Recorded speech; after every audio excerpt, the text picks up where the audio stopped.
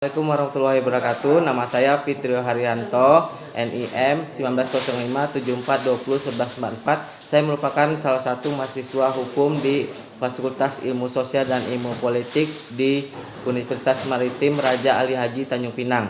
Di sini saya akan menjelaskan tentang pengaruh wabah pandemi COVID terhadap hukum pidana di Indonesia. Di sini untuk memenuhi mata kuliah ujian akhir semester mata kuliah hukum pidana. Seperti yang kita tahu ini tentang wabah virus corona, ini termasuk wabah yang menurut Undang-Undang Nomor 4 Tahun 1984 disebutkan bahwa wabah ini adalah terjangkitnya suatu penyakit menular dalam masyarakat dan melebihi pada keadaan yang lazim pada waktu dan daerah tertentu sehingga disebut wabah atau malapetaka.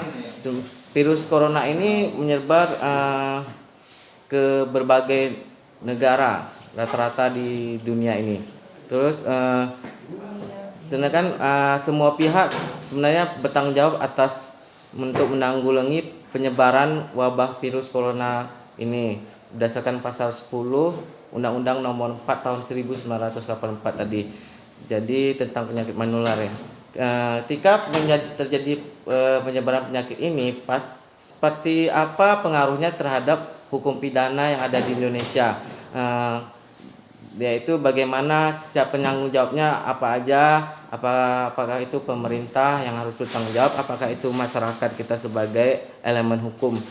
Sebenarnya seperti menurut pasal 5 Undang-Undang Nomor 4 Tahun 1984 ini tentang wabah penyakit menular ini sebutkan bahwa upaya penanggulangan wabah dapat meliputi penyelidikan epidemiologis, pemeriksaan, pengobatan, pencegahan, pemusnahan, penanganan jenazah, penyuluh kepada masyarakat dan upaya penanggulangan lainnya.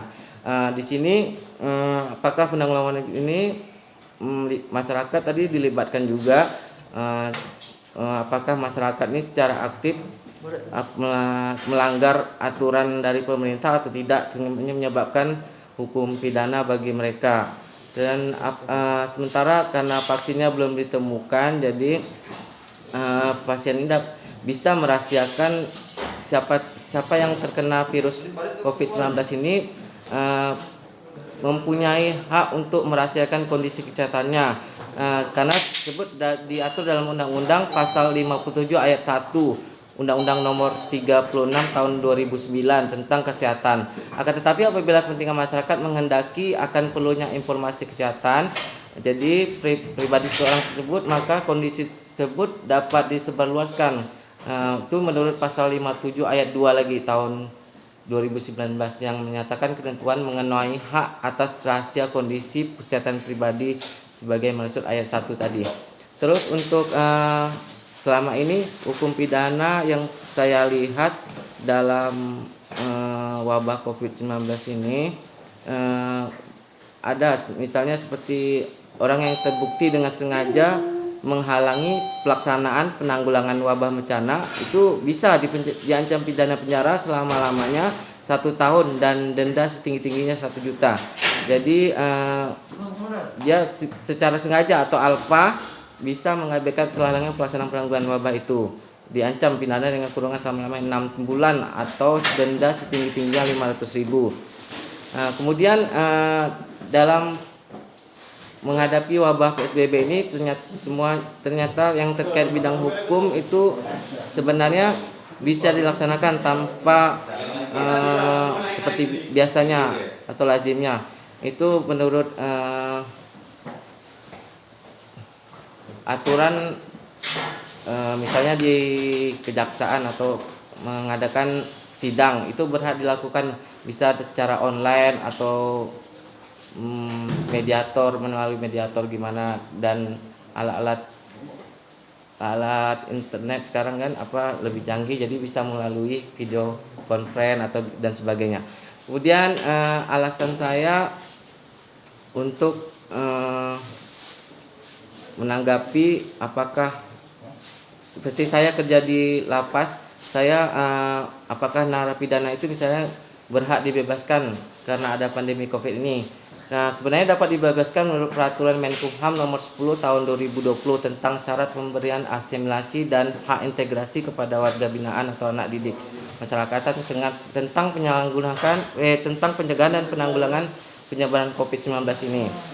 Nah, kemudian di situ tidak semuanya yang bisa berhak bebas. Dia mempunyai syarat berkelakuan baik dan sudah melapor pada pihak untuk mengenai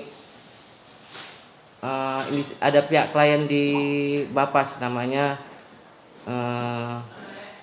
di Bapas tuh ada petugasnya namanya petugas PK atau pembimbing klien. Di situ bisa kita mengetahui apakah dia berhak atau tidak mendapatkan program asimilasi atau integrasi bebas. Sementara kita lihat di sekarang ini ada napi yang koruptor, sementara dia mendapatkan hak asimilasi. Itu sebenarnya kita lihat juga dalam rangkaian hukum di Indonesia, hukum pidana.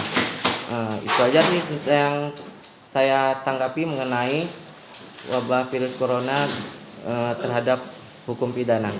Sekian, assalamualaikum warahmatullahi wabarakatuh.